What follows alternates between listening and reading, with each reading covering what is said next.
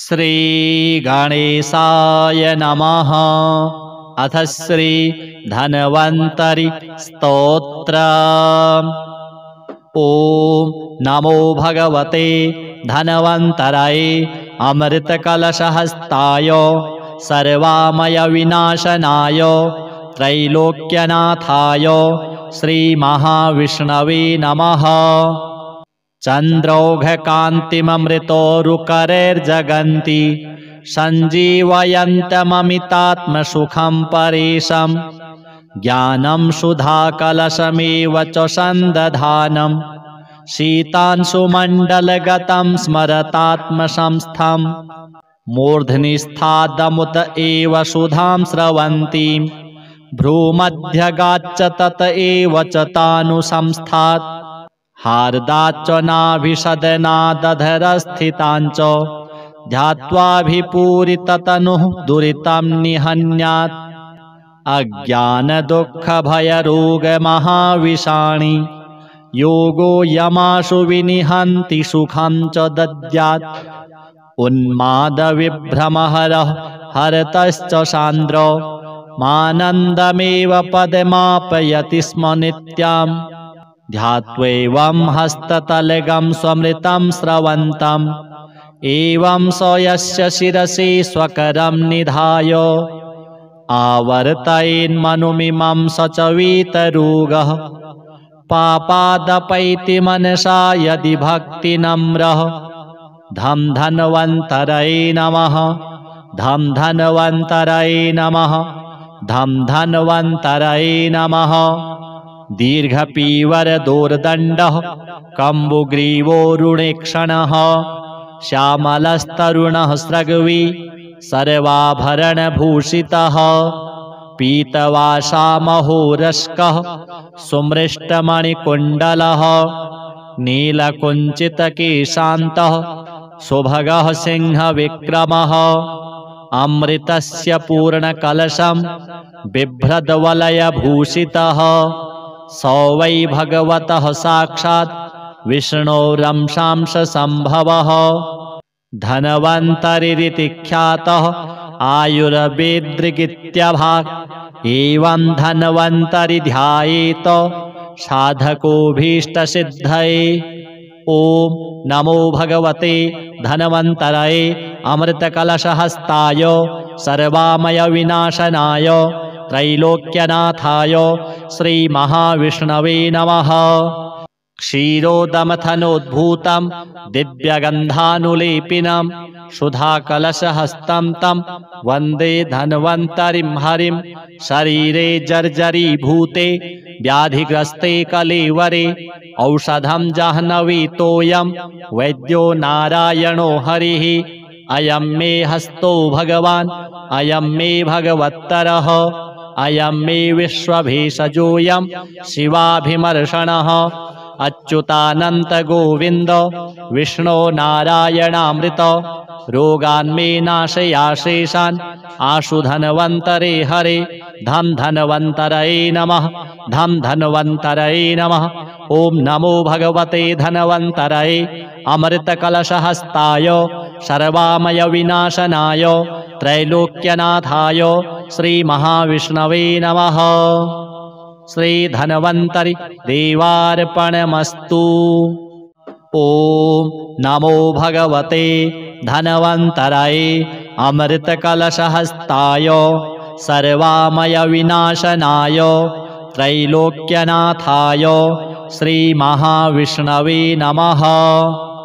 चन्द्रौघकान्तिममृतोरुकरैर्जगन्ति सञ्जीवयन्तममितात्मसुखं परेशं ज्ञानं सुधाकलशमेव च सन्दधानं शीतांशुमण्डलगतं स्मरतात्मसंस्थं मूर्ध्नि स्थादमुत एव सुधां स्रवन्तीं भ्रूमध्यगाच्च तत एव च तानुसंस्थात् हार्दाच्च नाभिषदनादधरस्थिताञ्च ध्यात्वाभिपूरिततनुः दुरितं निहन्यात् अज्ञानदुःखभयरोगमहाविषाणि योगो यमाशु विनिहन्ति सुखं च दद्यात् उन्मादविभ्रमहरः हरतश्च सान्द्रो मानन्दमेव पदमापयति स्म नित्यम् ध्यात्वैवं हस्ततलगं स्वमृतं स्रवन्तम्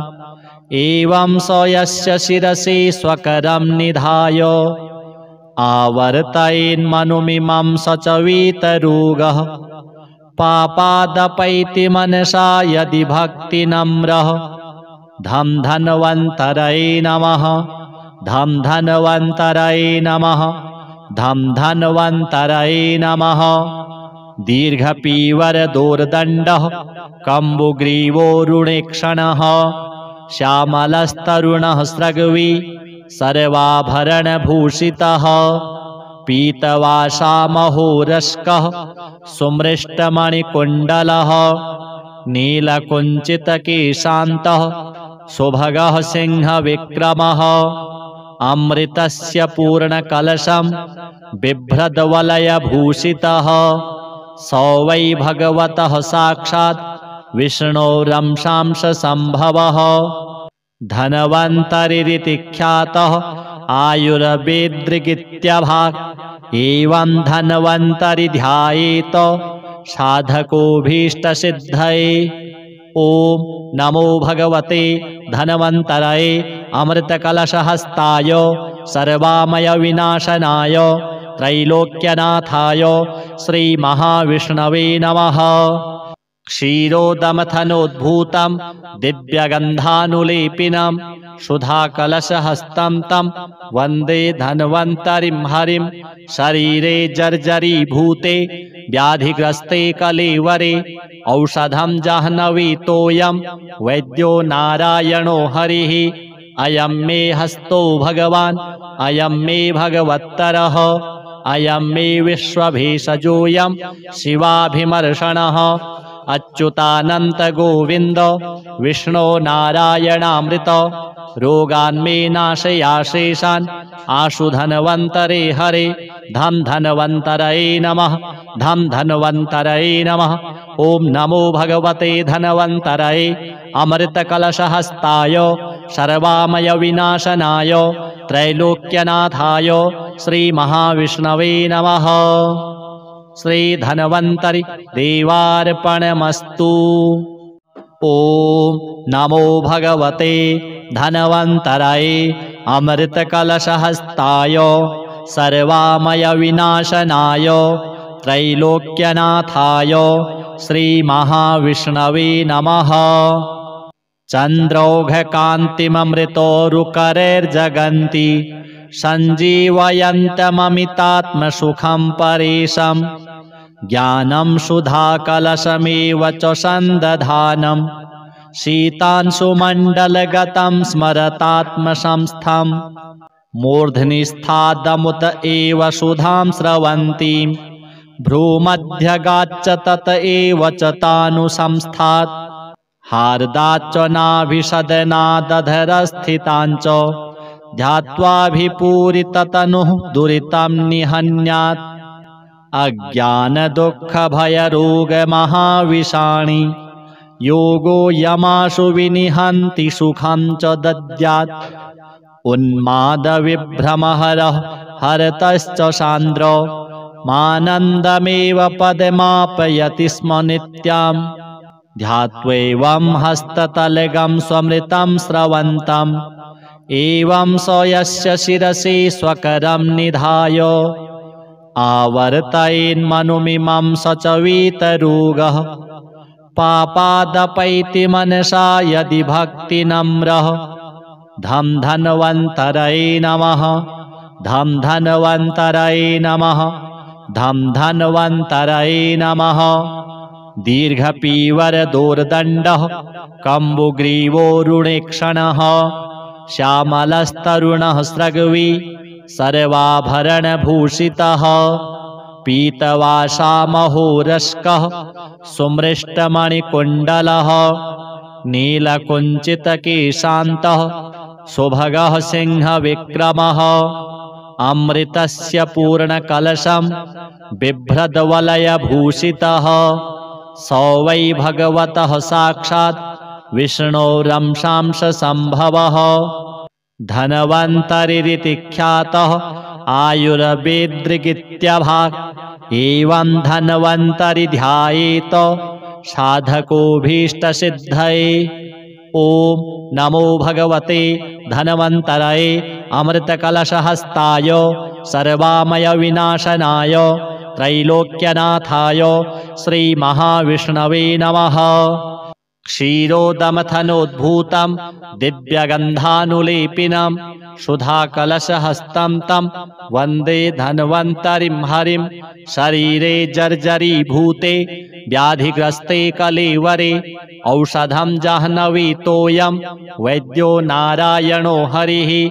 अयं मे हस्तो भगवान् अयं मे भगवत्तरः अयं मे विश्वभेषजोऽयं शिवाभिमर्शनः। अच्युतानन्त गोविन्द विष्णो नारायणामृत रोगान्मे नाशयाशेषान् आशु धन्वन्तरे हरे। धं धन्वन्तरये नमः धं धन्वन्तरये नमः।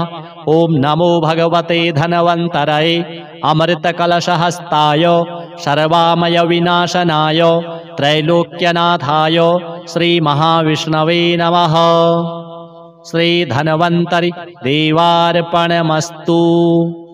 ॐ नमो भगवते धन्वन्तरये अमृतकलशहस्ताय सर्वामयविनाशनाय त्रैलोक्यनाथाय श्रीमहाविष्णवे नमः। चन्द्रौघकान्तिममृतोरुकरैर्जगन्ति सञ्जीवयन्तममितात्मसुखं परेशं ज्ञानं सुधाकलशमेव च सन्दधानं शीतांशुमण्डलगतं स्मरतात्मसंस्थं मूर्ध्नि स्थादमुत एव सुधां स्रवन्तीं भ्रूमध्यगाच्च तत एव च तानुसंस्थात् हार्दाच्च नाभिषदनादधरस्थिताञ्च ध्यात्वाभिपूरिततनुः दुरितं निहन्यात् अज्ञानदुःखभयरोगमहाविषाणि योगो यमाशु विनिहन्ति सुखं च दद्यात् उन्मादविभ्रमहरः हरतश्च सान्द्र मानन्दमेव पदमापयति स्म नित्यं ध्यात्वैवं हस्ततलगं स्वमृतं स्रवन्तम् एवं स यस्य शिरसि स्वकरं निधाय आवर्तयेन्मनुमिमं स च वीतरोगः पापादपैति मनसा यदि भक्तिनम्रः। धं धन्वन्तरये नमः धं धन्वन्तरये नमः धं धन्वन्तरये नमः। दीर्घपीवरदोर्दण्डः कम्बुग्रीवोरुणेक्षणः श्यामलस्तरुणः स्रग्वी सर्वाभरणभूषितः पीतवासामहोरस्कः सुमृष्टमणिकुण्डलः नीलकुञ्चितकेशान्तः सुभगः सिंहविक्रमः अमृतस्य पूर्णकलशं बिभ्रद्वलयभूषितः स वै भगवतः साक्षात् विष्णोरंशांशसम्भवः धन्वन्तरिरिति ख्यातः आयुर्वेदृगित्यभाक् एवं धन्वन्तरि ध्यायेत साधकोऽभीष्टसिद्धये। ॐ नमो भगवते धन्वन्तरये अमृतकलशहस्ताय सर्वामयविनाशनाय त्रैलोक्यनाथाय श्रीमहाविष्णवे नमः। क्षीरोदमथनोद्भूतं दिव्यगन्धानुलेपिनं सुधाकलशहस्तं तं वन्दे धन्वन्तरिं हरिं। शरीरे जर्जरीभूते व्याधिग्रस्ते कलेवरे औषधं जाह्नवीतोऽयं वैद्यो नारायणो हरिः।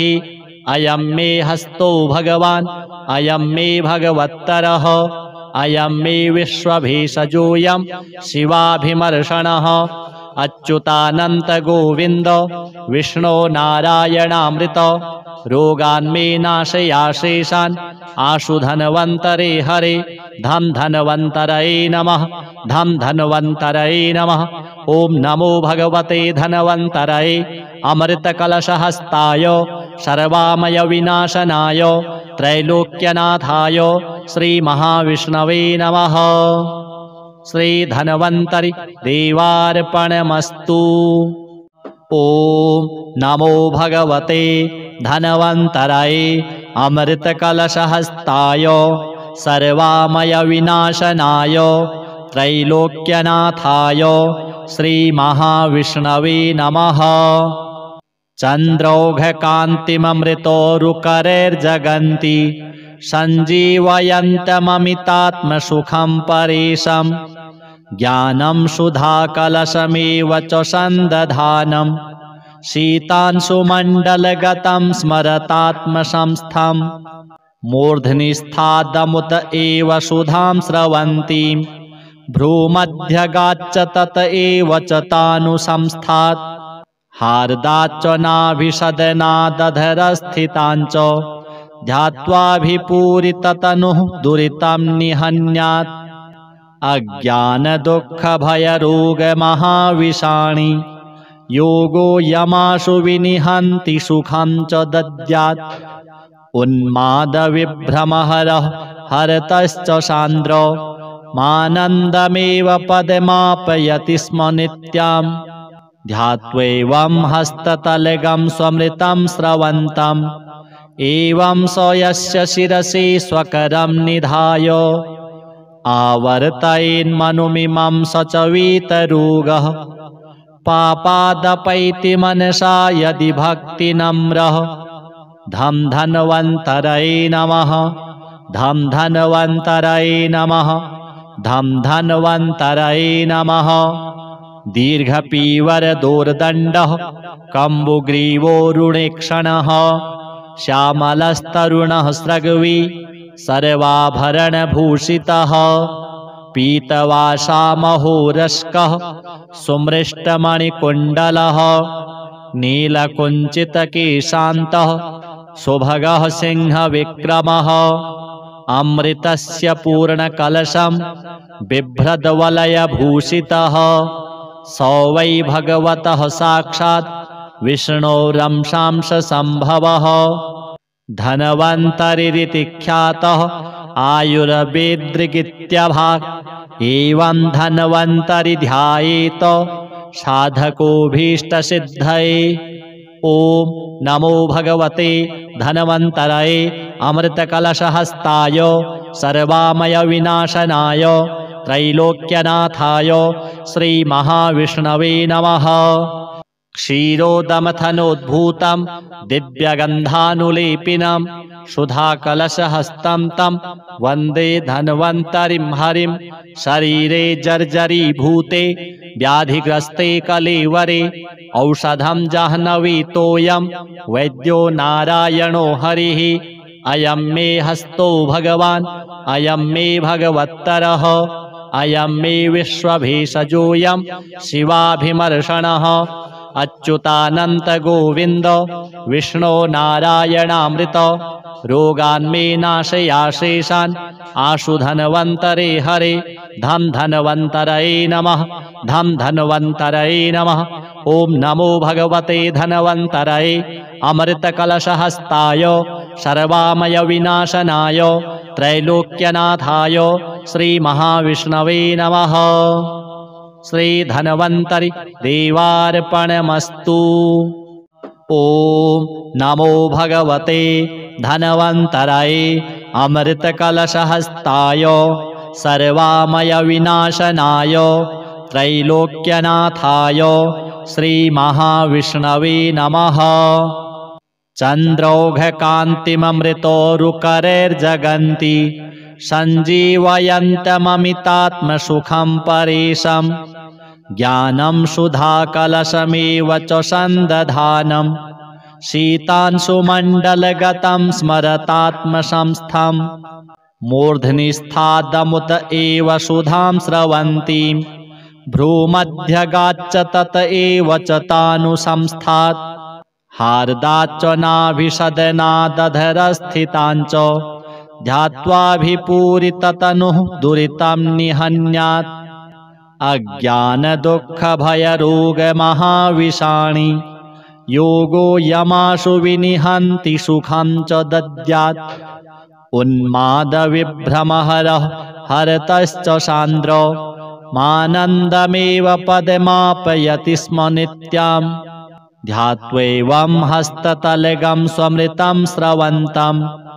एवं स यस्य शिरसि स्वकरं निधाय आवर्तयेन्मनुमिमं स च वीतरोगः पापादपैति मनसा यदि भक्तिनम्रः धं धन्वन्तरये नमः धं धन्वन्तरये नमः धं धन्वन्तरये नमः दीर्घपीवरदोर्दण्डः कम्बुग्रीवोरुणेक्षणः श्यामलस्तरुणः स्रग्वी सर्वाभरणभूषितः पीतवासामहोरस्कः सुमृष्टमणिकुण्डलः नीलकुञ्चितकेशान्तः सुभगः सिंहविक्रमः अमृतस्य पूर्णकलशं बिभ्रद्वलयभूषितः स वै भगवतः साक्षात् विष्णोरंशांशसम्भवः धन्वन्तरिरिति ख्यातः आयुर्वेदृगित्यभाक् एवं धन्वन्तरि ध्यायेत साधकोऽभीष्टसिद्धये। ॐ नमो भगवते धन्वन्तरये अमृतकलशहस्ताय सर्वामयविनाशनाय त्रैलोक्यनाथाय श्रीमहाविष्णवे नमः। क्षीरोदमथनोद्भूतं दिव्यगन्धानुलेपिनं सुधाकलशहस्तं तं वन्दे धन्वन्तरिं हरिं। शरीरे जर्जरीभूते व्याधिग्रस्ते कलेवरे औषधं जाह्नवीतोऽयं वैद्यो नारायणो हरिः। अयं मे हस्तो भगवान् अयं मे भगवत्तरः अयं मे विश्वभेषजोऽयं शिवाभिमर्शनः। अच्युतानन्त गोविन्द विष्णो नारायणामृत रोगान्मे नाशयाशेषान् आशु धन्वन्तरे हरे। धं धन्वन्तरये नमः धं धन्वन्तरये नमः। ॐ नमो भगवते धन्वन्तरये अमृतकलशहस्ताय सर्वामयविनाशनाय त्रैलोक्यनाथाय श्रीमहाविष्णवे नमः। श्रीधन्वन्तरि देवार्पणमस्तु। ॐ नमो भगवते धन्वन्तरये अमृतकलशहस्ताय सर्वामयविनाशनाय त्रैलोक्यनाथाय श्रीमहाविष्णवे नमः। चन्द्रौघकान्तिममृतोरुकरैर्जगन्ति सञ्जीवयन्तममितात्मसुखं परेशम् ज्ञानं सुधाकलशमेव च सन्दधानं शीतांशुमण्डलगतं स्मरतात्मसंस्थं मूर्ध्नि स्थादमुत एव सुधां स्रवन्तीं भ्रूमध्यगाच्च तत एव च तानुसंस्थात् हार्दाच्च नाभिषदनादधरस्थिताञ्च ध्यात्वाभिपूरिततनुः दुरितं निहन्यात् अज्ञानदुःखभयरोगमहाविषाणि योगो यमाशु विनिहन्ति सुखं च दद्यात् उन्मादविभ्रमहरः हरतश्च सान्द्रो मानन्दमेव पदमापयति स्म नित्यम् ध्यात्वैवं हस्ततलगं स्वमृतं स्रवन्तम् एवं स यस्य शिरसि स्वकरं निधाय आवर्तयेन्मनुमिमं स च वीतरोगः पापादपैति मनसा यदि भक्तिनम्रः धं धन्वन्तरये नमः धं धन्वन्तरये नमः धं धन्वन्तरये नमः। दीर्घपीवरदोर्दण्डः कम्बुग्रीवोरुणेक्षणः श्यामलस्तरुणः स्रग्वी सर्वाभरणभूषितः पीतवासामहोरस्कः सुमृष्टमणिकुण्डलः नीलकुञ्चितकेशान्तः सुभगः सिंहविक्रमः अमृतस्य पूर्णकलशं बिभ्रद्वलयभूषितः स वै भगवतः साक्षात् विष्णोरंशांशसम्भवः धन्वन्तरिरिति ख्यातः आयुर्वेदृगित्यभाक् एवं धन्वन्तरि ध्यायेत साधकोऽभीष्टसिद्धये। ॐ नमो भगवते धन्वन्तराय अमृतकलशहस्ताय सर्वामयविनाशनाय त्रैलोक्यनाथाय श्रीमहाविष्णवे नमः। क्षीरोदमथनोद्भूतं दिव्यगन्धानुलेपिनं सुधाकलशहस्तं तं वन्दे धन्वन्तरिं हरिं। शरीरे जर्जरीभूते व्याधिग्रस्ते कलेवरे औषधं जाह्नवीतोऽयं वैद्यो नारायणो हरिः।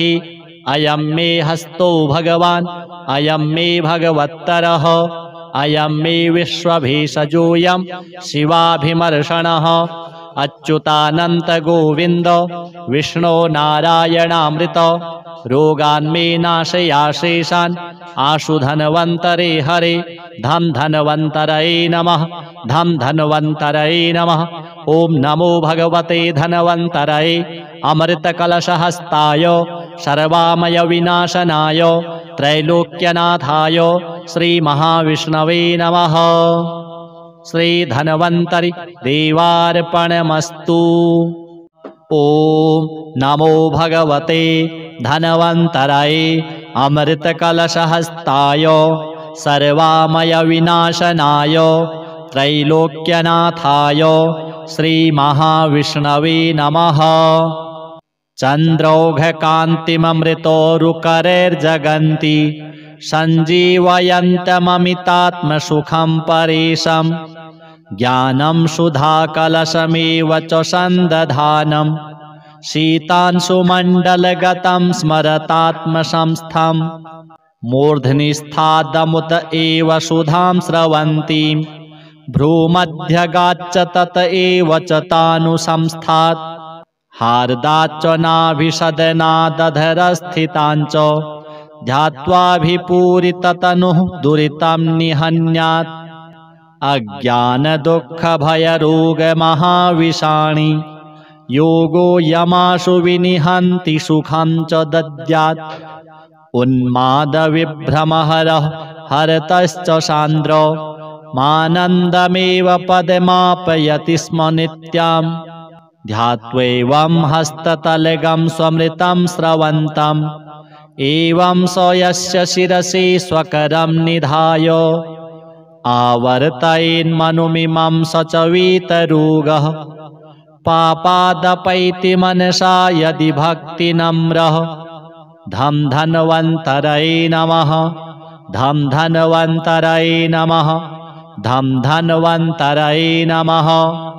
दीर्घपीवरदोर्दण्डः कम्बुग्रीवोरुणेक्षणः श्यामलस्तरुणः स्रग्वी सर्वाभरणभूषितः पीतवासामहोरस्कः सुमृष्टमणिकुण्डलः नीलकुञ्चितकेशान्तः सुभगः सिंहविक्रमः अमृतस्य पूर्णकलशं बिभ्रद्वलयभूषितः स वै भगवतः साक्षात् विष्णोरंशांशसम्भवः धन्वन्तरिरिति ख्यातः आयुर्वेदृगित्यभाक् एवं धन्वन्तरि ध्यायेत साधकोऽभीष्टसिद्धये।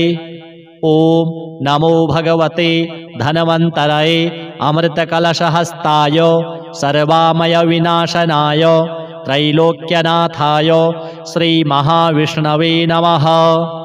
क्षीरोदमथनोद्भूतं दिव्यगन्धानुलेपिनं सुधाकलशहस्तं तं वन्दे धन्वन्तरिं हरिं। शरीरे जर्जरीभूते व्याधिग्रस्ते कलेवरे औषधं जाह्नवीतोऽयं वैद्यो नारायणो हरिः। अयं मे हस्तो भगवान् अयं मे भगवत्तरः अयं मे विश्वभेषजोऽयं शिवाभिमर्षणः अच्युतानन्त गोविन्द विष्णो नारायणामृत रोगान्मे नाशयाशेषान् आशु धन्वन्तरे हरे धं धन्वन्तरये नमः धं धन्वन्तरये नमः। ॐ नमो भगवते धन्वन्तरये अमृतकलशहस्ताय सर्वामय विनाशनाय त्रैलोक्यनाथाय श्रीमहाविष्णवे नमः। श्रीधन्वन्तरि देवार्पणमस्तु। ॐ नमो भगवते धन्वन्तरये अमृतकलशहस्ताय सर्वामय विनाशनाय त्रैलोक्यनाथाय श्रीमहाविष्णवे नमः। चन्द्रौघकान्तिममृतोरुकरैर्जगन्ति सञ्जीवयन्तममितात्मसुखं परेशम् ज्ञानं सुधाकलशमेव च सन्दधानं शीतांशुमण्डलगतं स्मरतात्मसंस्थं मूर्ध्नि स्थादमुत एव सुधां स्रवन्तीं भ्रूमध्यगाच्च तत एव च तानुसंस्थात् हार्दाच्च नाभिषदनादधरस्थिताञ्च ध्यात्वाभिपूरिततनुः दुरितं निहन्यात् अज्ञानदुःखभयरोगमहाविषाणि योगो यमाशु विनिहन्ति सुखं च दद्यात् उन्मादविभ्रमहरः हरतश्च सान्द्र मानन्दमेव पदमापयति स्म नित्यं ध्यात्वैवं हस्ततलगं स्वमृतं स्रवन्तम् एवं स यस्य शिरसि स्वकरं निधाय आवर्तयेन्मनुमिमं स च वीतरोगः पापादपैति मनसा यदि भक्तिनम्रः धं धन्वन्तरये नमः धं धन्वन्तरये नमः धं धन्वन्तरये नमः।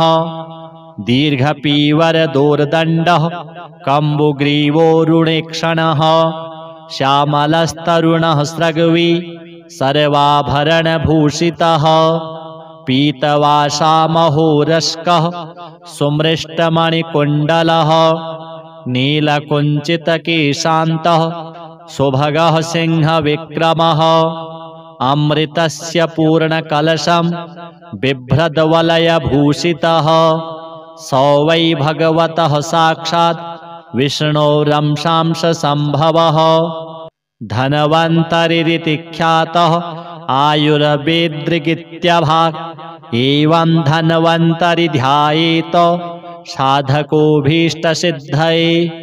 ॐ नमो भगवते धन्वन्तरये अमृतकलशहस्ताय सर्वामय विनाशनाय त्रैलोक्यनाथाय श्रीमहाविष्णवे नमः। क्षीरोदमथनोद्भूतं दिव्यगन्धानुलेपिनं सुधाकलशहस्तं तं वन्दे धन्वन्तरिं हरिं शरीरे जर्जरीभूते व्याधिग्रस्ते कलेवरे औषधं जाह्नवी तोयं वैद्यो नारायणो हरिः अयं मे हस्तो भगवान् अयं मे भगवत्तरः अयं मे विश्वभेषजोऽयं शिवाभिमर्षणः अच्युतानन्त गोविन्द विष्णो नारायणामृत रोगान्मे नाशयाशेषान् आशु धन्वन्तरे हरे धं धन्वन्तरये नमः धं धन्वन्तरये नमः। ॐ नमो भगवते धन्वन्तरये अमृतकलशहस्ताय सर्वामय विनाशनाय त्रैलोक्यनाथाय श्रीमहाविष्णवे नमः। श्रीधन्वन्तरि देवार्पणमस्तु। ॐ नमो भगवते धन्वन्तरये अमृतकलशहस्ताय सर्वामय विनाशनाय त्रैलोक्यनाथाय श्रीमहाविष्णवे नमः। चन्द्रौघकान्तिममृतोरुकरैर्जगन्ति सञ्जीवयन्तममितात्मसुखं परेशम् ज्ञानं सुधाकलशमेव च सन्दधानं शीतांशुमण्डलगतं स्मरतात्मसंस्थं मूर्ध्निस्थादमुत एव सुधां स्रवन्तीं भ्रूमध्यगाच्च तत एव च तानुसंस्थात् हार्दाच्च नाभिषदनादधरस्थिताञ्च ध्यात्वाभिपूरिततनुः दुरितं निहन्यात् अज्ञानदुःखभयरोगमहाविषाणि योगो यमाशु विनिहन्ति सुखं च दद्यात् उन्मादविभ्रमहरः हरतश्च सान्द्रो मानन्दमेव पदमापयति स्म नित्यम् ध्यात्वैवं हस्ततलगं स्वमृतं स्रवन्तम् एवं स यस्य शिरसि स्वकरं निधाय आवर्तयेन्मनुमिमं स च वीतरोगः पापादपैति मनसा यदि भक्तिनम्रः धं धन्वन्तरये नमः धं धन्वन्तरये नमः धं धन्वन्तरये नमः दीर्घपीवरदोर्दण्डः कम्बुग्रीवोरुणेक्षणः श्यामलस्तरुणः स्रग्वी सर्वाभरणभूषितः पीतवासामहोरस्कः सुमृष्टमणिकुण्डलः नीलकुञ्चितकेशान्तः सुभगः सिंहविक्रमः अमृतस्य पूर्णकलशं बिभ्रद्वलयभूषितः स वै भगवतः साक्षात् विष्णोरंशांशसम्भवः धन्वन्तरिरिति ख्यातः आयुर्वेदृगित्यभाक् एवं धन्वन्तरि ध्यायेत साधकोऽभीष्टसिद्धये। ॐ नमो भगवते धन्वन्तरये अमृतकलशहस्ताय सर्वामयविनाशनाय त्रैलोक्यनाथाय श्रीमहाविष्णवे नमः। क्षीरोदमथनोद्भूतं दिव्यगन्धानुलेपिनं सुधाकलशहस्तं तं वन्दे धन्वन्तरिं हरिं। शरीरे जर्जरीभूते व्याधिग्रस्ते कलेवरे औषधं जाह्नवीतोऽयं वैद्यो नारायणो हरिः। अयं मे हस्तो भगवान् अयं मे भगवत्तरः अयं मे विश्वभेषजोऽयं शिवाभिमर्शनः। अच्युतानन्त गोविन्द विष्णो नारायणामृत रोगान्मे नाशयाशेषान् आशु धन्वन्तरे हरे। धं धन्वन्तरये नमः धं धन्वन्तरये नमः। ॐ नमो भगवते धन्वन्तरये अमृतकलशहस्ताय सर्वामयविनाशनाय त्रैलोक्यनाथाय श्रीमहाविष्णवे नमः।